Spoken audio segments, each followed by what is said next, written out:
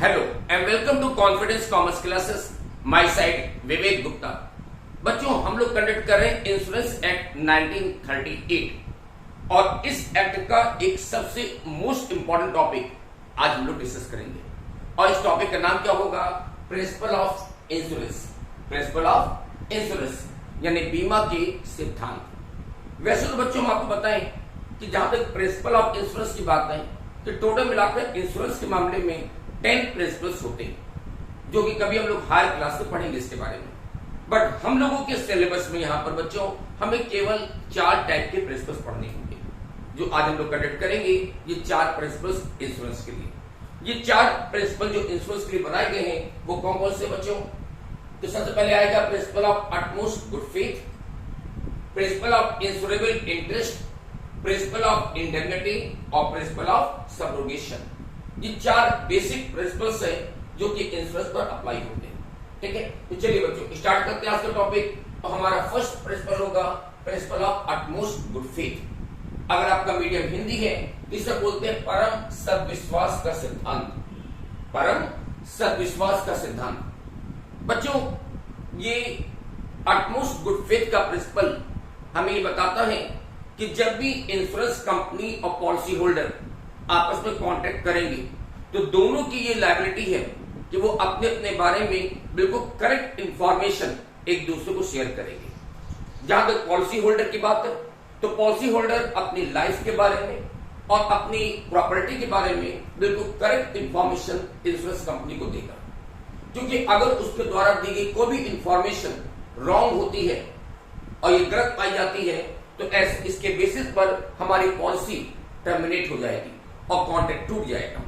और ऐसे केस में अगर कोई लॉस भी हो जाता है तो इंश्योरेंस कंपनी आपको कोई क्लेम नहीं देगी, क्योंकि आपने फॉल्स स्टेटमेंट, गलत इंफॉर्मेशन दिया था। तो इट इज वेरी इंपॉर्टेंट बच्चों कि जब भी इंश्योरेंस कराएं तो अपने बारे में, अपने लाइफ के बारे में या अपनी प्रॉपर्टी के बारे में बिल्कुल करेक्ट इंफॉर्मेशन दें। जैसे बच्चों अगर हम लोग लाइफ के बारे में बात करें तो लाइफ के मामले में हम अपनी एज बिल्कुल सही बताएंगे। जैसे मान लीजिए अगर कोई बंदा सपोज को 30 इयर्स का है, कितनी ईयर का है? 30 इयर्स का है, और वो अपने प्रपोजल फॉर्म में फिल कर देता है कि वो 30 नहीं 20 इयर्स का है। और ऐसा वो क्यों कर रहा है? क्योंकि वो प्रीमियम बचाना चाहता है। क्योंकि बच्चों आप लोग जानते हो कि लाइफ इंश्योरेंस के मामले में इंश्योरेंस कंपनी जो प्रीमियम लेती है वो आपके एज के अकॉर्डिंग लेती है। जैसे जैसे हमारी एज बढ़ती जाती है तो वैसे वैसे प्रीमियम का रेट भी बढ़ता जाता है। तो मानिए अगर कोई व्यक्ति अपनी एज गलत बताता है, वो 30 इयर्स का था 20 इयर्स लिखता है, तो ऐसे केस में बाद में जब ये बात पता चलेगी कि आपने अपनी एज गलत बताई है तो ऐसे केस में इंश्योरेंस कॉन्ट्रैक्ट टूट जाएगा। और ऐसे केस में अगर इस पॉलिसी होल्डर की डेथ हो गई तो इसके नॉमिनी को भी कोई अमाउंट नहीं मिल पाएगा, क्लेम नहीं मिल सकेगा और कॉन्ट्रैक्ट हमारा टर्मिनेट हो जाएगा। क्यों? क्योंकि आपने अपनी एज गलत बताई थी। तो इट इज वेरी इंपॉर्टेंट बच्चों कि आप लाइफ इंश्योरेंस कराते समय अपनी एज सही बताएंगे।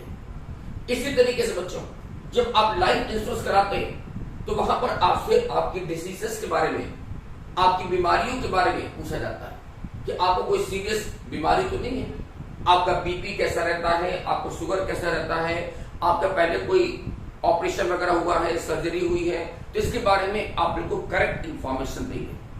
अगर आपको इंफॉर्मेशन छिपाते हैं या इंफॉर्मेशन नहीं देते हैं और ये बात बाद में पता चलती है तो उस बेसिस पर कॉन्ट्रैक्ट हमारा टूट जाएगा और पॉलिसी हमारी टर्मिनेट हो जाएगी और कोई क्लेम नहीं मिल सकेगा। इसी प्रकार से बच्चों जब आप अपनी प्रॉपर्टी का इंश्योरेंस कराते हैं तो प्रॉपर्टी के मामले में भी आप बिल्कुल करेक्ट इंफॉर्मेशन देंगे। आप उस प्रॉपर्टी के ओनर हैं या नहीं, आप सोल ओनर हैं या इसका कोई और भी को ओनर है, इसके बारे में आप बिल्कुल सही इंफॉर्मेशन देंगे। उस प्रॉपर्टी में आप क्या काम करते हैं, वो रेसिडेंशियल है या कॉमर्शियल है, आप बिल्कुल करेक्ट इंफॉर्मेशन देंगे। क्योंकि बच्चों आपके द्वारा दी गई कोई भी इंफॉर्मेशन अगर बाद में गलत साबित होती है तो इसके बेसिस पर कॉन्ट्रैक्ट हमारा खत्म हो जाएगा, कॉन्ट्रैक्ट टूट जाएगा और कोई भी क्लेम हमको नहीं मिल सकेगा। तो इट इज वेरी इंपॉर्टेंट कि जब भी हम प्रपोजल फॉर्म फिल करते हैं तो उसमें जो भी चीज हमसे पूछी जाए बिल्कुल करेक्ट इंफॉर्मेशन दी जाए। बच्चों ये रिस्पॉन्सिबिलिटी केवल पॉलिसी होल्डर के लिए ही नहीं है, बल्कि ये लायबिलिटी, रिस्पॉन्सिबिलिटी इंश्योरेंस कंपनी पर भी अप्लाई होती है। कि इंश्योरेंस कंपनी भी जब कॉन्ट्रैक्ट कर रही है तो वो अपनी पॉलिसीज के बारे में, अपने टर्म्स और कंडीशन के बारे में और प्रीमियम रेट के बारे में बिल्कुल करेक्ट इंफॉर्मेशन पॉलिसी होल्डर को देगी। तो ये दोनों तरह से लायबिलिटी है, पॉलिसी होल्डर के भी और इंश्योरेंस कंपनी के भी, कि जब कॉन्ट्रैक्ट किया जा रहा है तो कॉन्ट्रैक्ट के समय जो भी इंफॉर्मेशन हम एक दूसरे को शेयर करें वो बिल्कुल करेक्ट होना चाहिए। ठीक है ना, ये कहता है अटमोस्ट गुड फेथ। ओके, तो बच्चों अटमोस्ट गुड फेथ का देखो नाम ही है कि न केवल गुड फेथ चाहिए बल्कि यहां पर मुझे अटमोस्ट गुड फेथ चाहिए, यानी पूरी तरह से आप सद्भावना से, ईमानदारी से, ऑनेस्टी काम करोगे। ओके, तो ये था हमारा principle of utmost good faith. चलिए आगे बढ़ते हैं। मेरा नेक्स्ट टॉपिक आता है principle of insurable interest. Principle of insurable interest, जिसे हिंदी में कहते हैं बीमा योग्य हित का सिद्धांत। बीमा योग्य हित का सिद्धांत बच्चों, ये प्रिंसिपल सबसे इंपॉर्टेंट प्रिंसिपल होता है इंश्योरेंस के मामले में। ये सबसे इंपॉर्टेंट प्रिंसिपल है। ये इंश्योरेबल इंटरेस्ट का प्रिंसिपल ये कहता है कि कोई भी व्यक्ति केवल उन्हीं चीजों का इंश्योरेंस करा सकता है जिसमें उसका इंश्योरेबल इंटरेस्ट होता है। जिन चीजों में हमारा इंश्योरेबल इंटरेस्ट है हम केवल उन्हीं चीजों का इंश्योरेंस करा सकते हैं। जिन चीजों में हमारा इंश्योरेबल इंटरेस्ट नहीं होता हम उसका इंश्योरेंस नहीं करा सकते। बच्चों यहां पर इंश्योरेबल इंटरेस्ट की मीनिंग क्या होती है? What's the meaning of insurable interest? ये बीमा योग्य हित हम किसे कहते हैं? तो बच्चों यहां पर इंश्योरेबल इंटरेस्ट का मतलब होता है फाइनेंशियल इंटरेस्ट से, जो कहिए फाइनेंशियल अटैचमेंट से। तो यहां पर इंश्योरेंस का रूल ये कहता है कि हम लोग केवल उन्हीं लाइफ का या उन्हीं प्रॉपर्टी का या उसी गुड्स का हम इंश्योरेंस करा सकते हैं जिसमें हमारा फाइनेंशियल इंटरेस्ट होता है या जिसमें हमारा फाइनेंशियल अटैचमेंट होता है। सिंपली कहिए, अगर हम लाइफ के बारे में बात करें तो हम अपनी लाइफ का या अपने फैमिली मेंबर के लाइफ का ही इंश्योरेंस करा सकते हैं। हम बाहरी किसी व्यक्ति का इंश्योरेंस नहीं करा सकते। जहां तक फैमिली की बात है तो बच्चों फैमिली में हस्बैंड एंड वाइफ, हमारे बच्चे, हमारे पेरेंट्स या हमारे जो डिपेंडेंट ब्रदर सिस्टर हैं जिनकी अभी मैरिज नहीं हुई है, जो अनमैरिड है, हम उनका इंश्योरेंस करा सकते हैं। बाकी और किसी का इंश्योरेंस नहीं करा सकते। आप सोचे कि सर ये मेरे फ्रेंड हैं, ये मेरे चाचा के लड़के हैं, ये मेरे अंकल हैं, तो आप उनका इंश्योरेंस नहीं करा सकते क्योंकि वो आपके फैमिली मेंबर में नहीं आते। तो इंश्योरेंस कंपनी का रूल ये कहता है कि अगर आप लाइफ का इंश्योरेंस करा रहे हैं तो हम अपनी लाइफ का या हमारे जो क्लोज फैमिली मेंबर्स हैं हम उन्हीं की लाइफ का इंश्योरेंस करा सकते हैं। हम बाहरी किसी व्यक्ति का इंश्योरेंस नहीं करा सकते। इसी तरह से बच्चों को हम प्रॉपर्टी या गुड्स का इंश्योरेंस करा रहे हैं तो यहां पर रूल कहता है कि आप केवल उन्हीं प्रॉपर्टी का इंश्योरेंस करा सकते हो जिसके या तो आप खुद ओनर हैं और या जिसमें आपका कोई फाइनेंशियल इंटरेस्ट होता है, जिसमें आपका फाइनेंशियल अटैचमेंट है। आप केवल उन्हीं प्रॉपर्टी का या गुड्स का इंश्योरेंस करा सकते हो। हम दूसरों की प्रॉपर्टी का या दूसरों के गुड्स का इंश्योरेंस नहीं करा सकते। अब यहां पर सोचना बच्चों कि हम दूसरों की प्रॉपर्टी या दूसरों के लाइफ का इंश्योरेंस क्यों नहीं करा सकते। सोचो बच्चों कि कभी कभी बच्चे मुझसे पूछते हैं कि सर इंश्योरेंस कंपनी का काम तो प्रीमियम लेने से होता है, तो वो ये रूल क्यों बनाती है कि हम दूसरों के लाइफ या प्रॉपर्टी का इंश्योरेंस नहीं करा सकते। सोचना बच्चों, ऐसा रूल इसलिए बनाया गया है कि अगर सोचो हम दूसरों के लाइफ या दूसरों की प्रॉपर्टी का इंश्योरेंस करा सकते तो सोचिए हम क्या करते, हम जानबूझकर उसका इंश्योरेंस करा करके उसको डैमेज करते, उसका लॉस कर देते ताकि मुझे क्लेम मिल जाएगा। तो क्लेम पाने के लिए हम उसको जानबूझकर लॉस करते क्योंकि वो तो हमारे ओनरशिप में है नहीं। आप एग्जाम्पल मानिए कि मेरे सामने एक बिल्डिंग है जो मेरी नहीं है, किसी दूसरे की है। अगर सोचो इंश्योरेंस कंपनी मुझे ये अलाउ करे कि आप उसका इंश्योरेंस करा सकें तो क्या होगा, हम उस बिल्डिंग का इंश्योरेंस कराएंगे मान लो 1 करोड़ रुपए का, और 1 करोड़ का इंश्योरेंस कराने के लिए मुझे केवल 10,000 रुपए प्रीमियम को देना पड़ेगा। तो 10,000 प्रीमियम दे करके हमने उसकी बिल्डिंग का 1 करोड़ का इंश्योरेंस करा लिया। और नेक्स्ट डे बच्चों क्या करेंगे, उसकी बिल्डिंग में एक छोटा सा टाइम बम रख देंगे और क्या होगा, नेक्स्ट डे बिल्डिंग उड़ जाएगी। अब तो उसकी बिल्डिंग उड़ गई, मेरा तो कोई लॉस हुआ नहीं ना, और बैठे बैठे मुझे 1 करोड़ का क्लेम मिल जाएगा। और नेक्स्ट डे क्या होगा, वो बंदा मेरी बिल्डिंग का इंश्योरेंस करा देगा। अब सोचो बच्चों अगर ऐसा होने लगे तो हर बंदा इंश्योरेंस कराएगा। कोई बंदा कुतुब मीनार का इंश्योरेंस करा देगा, कोई पार्लियामेंट हाउस का इंश्योरेंस करा देगा, कोई रेलवे प्लेटफॉर्म का इंश्योरेंस करा देगा और उसको लॉस करके इंश्योरेंस कंपनी क्लेम देता रहेगा। तो भाई लॉस किसका हो रहा है? इंश्योरेंस कंपनी का लॉस होगा ना। और इसीलिए इंश्योरेंस कंपनी रूल बनाती है कि आप केवल अपनी प्रॉपर्टी का या अपने गुड्स का, जिसके आप या तो खुद ऑनर हैं या जिसमें आपका फाइनेंशियल इंटरेस्ट होता है, तो आप उन्हीं चीजों का इंश्योरेंस करा सकते हैं। हम दूसरों की प्रॉपर्टी या दूसरों के लाइफ का इंश्योरेंस नहीं करा सकते। ये कहता है प्रिंसिपल ऑफ इंश्योरेबल इंटरेस्ट। बस समझ में आई कि प्रिंसिपल ऑफ इंश्योरेबल इंटरेस्ट ये कहना चाहता है कि आप केवल उन्हीं लाइफ या प्रॉपर्टी का इंश्योरेंस करा सकते हो जिसके आप ऑनर हैं और जिसमें आपका फाइनेंशियल इंटरेस्ट होता है। बच्चों यहां फाइनेंशियल इंटरेस्ट का मतलब ये कि अगर उसी का लॉस हो रहा है, अगर उसी का डैमेज हो रहा है, तो उससे हमको फाइनेंशियली लॉस होना चाहिए।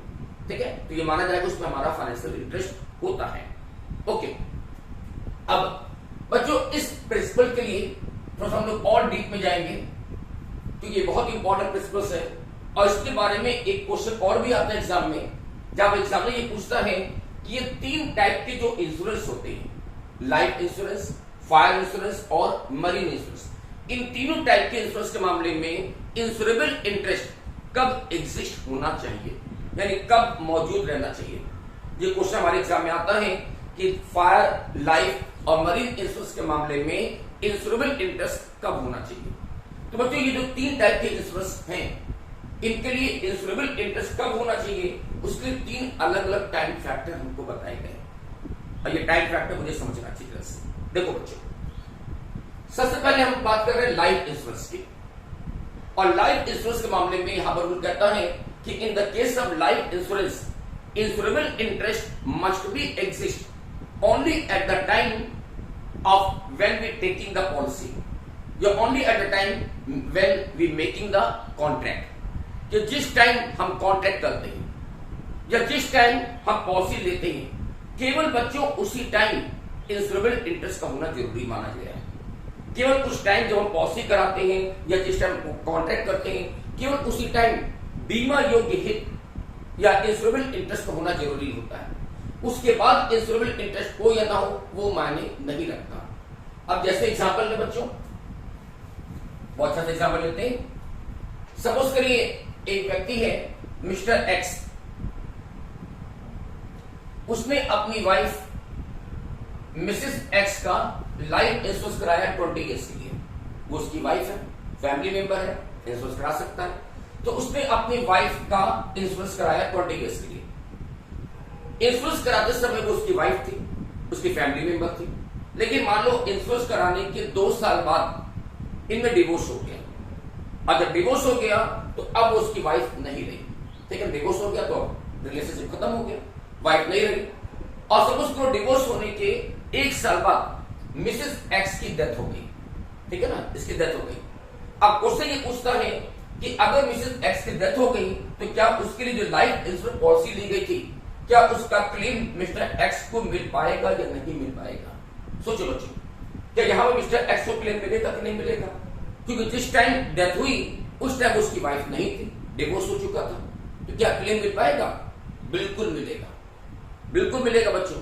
क्यों? क्योंकि लाइफ इंश्योरेंस का रूल ये कहता है कि केवल जिस टाइम आप पॉलिसी कराते हो, केवल उसी टाइम इंश्योरेबल इंटरेस्ट का होना जरूरी होता है। उसके बाद इंश्योरेबल इंटरेस्ट है या नहीं ये मायने नहीं रखता। तो सोचना बच्चों, जिस टाइम पॉलिसी कराई गई थी उस टाइम मिसेस एक्स इनकी वाइफ थी, और जब उस टाइम वाइफ थी तो ये पॉलिसी बिल्कुल वैलिड है। और अगर इस केस में अगर मिसेस एक्स की डेथ हो गई तो भी, हालांकि डिवोर्स हो चुका है, लेकिन इसके बावजूद मिस्टर एक्स को यहां पर क्लेम दिया जाएगा।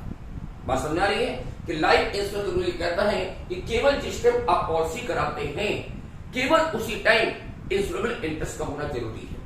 उसके बाद इंश्योरेबल इंटरेस्ट है या नहीं ये मायने नहीं रखता। ओके, अगर इंश्योरेबल इंटरेस्ट नहीं भी होगा तो भी आपको क्लेम मिलता है। चलिए, ये बात हो गई लाइफ इंश्योरेंस के लिए।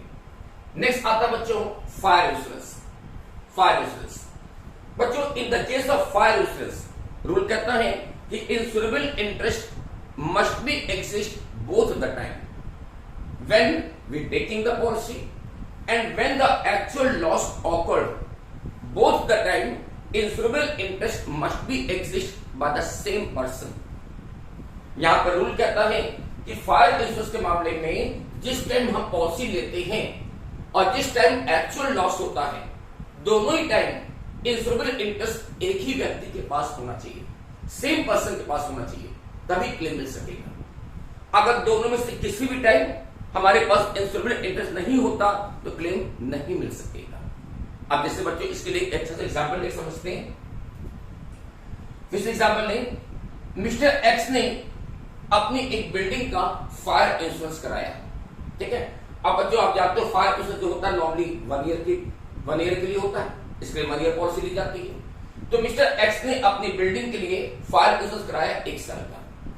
फायर इंश्योरेंस कराने के मान लीजिए 2 महीने बाद मिस्टर एक्स ने अपनी ये बिल्डिंग वाई को सेल कर दिया और मिस्टर वाई अब इस बिल्डिंग का ओनर बन गया, और सेल होने के मान लीजिए 1 महीने बाद उस बिल्डिंग में आग लग गई और पूरी बिल्डिंग जल के राख हो गई। एग्जामिनर पूछता है कि ऐसे मामले में क्लेम किसको मिलेगा, एक्स को या वाई को? तो सोचिए बच्चों, क्लेम किसको मिलेगा? तो आंसर हुआ क्लेम किसी को नहीं मिलेगा, न एक्स को मिलेगा न वाई को मिलेगा। क्यों नहीं मिलेगा बच्चों? क्योंकि फायर इंश्योरेंस का रूल कहता है कि यहां पर इंश्योरेबल इंटरेस्ट दोनों ही टाइम जब आप पॉलिसी लेते हो, जिस टाइम एक्चुअल लॉस होता है, दोनों ही टाइम एक ही व्यक्ति के पास इंश्योरेबल इंटरेस्ट होना चाहिए, सेम पर्सन के पास। अब सोचना बच्चों, अगर हम मिस्टर एक्स की बात करें यहां पर, तो एक्स जिस टाइम पॉलिसी कराई गई थी उस टाइम उसका ऑनर था, लेकिन जिस टाइम एक्चुअल लॉस हुआ उस टाइम उसका ऑनर नहीं था, तो एक्स को क्लेम नहीं मिल सकेगा। इसी तरह अगर वाई की बात करें तो जिस टाइम एक्चुअल लॉस हुआ उस टाइम उसका ऑनर था, लेकिन जब पॉलिसी कराई गई थी उस टाइम उसका ऑनर नहीं था, तो वाई को भी क्लेम यहां पर नहीं मिल सकेगा। तो बच्चों फायर का रूल क्या कहता है समझना, कि फायर का रूल कहता है कि दोनों ही टाइम इंश्योरेबल इंटरेस्ट होना चाहिए एक ही व्यक्ति के पास। जिस टाइम आप पॉलिसी कराते हैं और जिस टाइम एक्चुअल लॉस होता है, both the time insurable interest का होना जरूरी है। अगर दोनों में से किसी भी टाइम इंश्योरेबल इंटरेस्ट नहीं होगा, यार के क्लेम नहीं मिल सकेगा। ओके, चलिए ये था रूल बच्चों फायर इंश्योरेंस का। Next, marine insurance. बच्चों मरीन यानी समुद्री बीमा। मरीन इंश्योरेंस का यहां पर जो रूल है वो लाइफ इंश्योरेंस का जस्ट उल्टा चलता है, यानी लाइफ इंश्योरेंस का जस्ट रिवर्स केस होता है।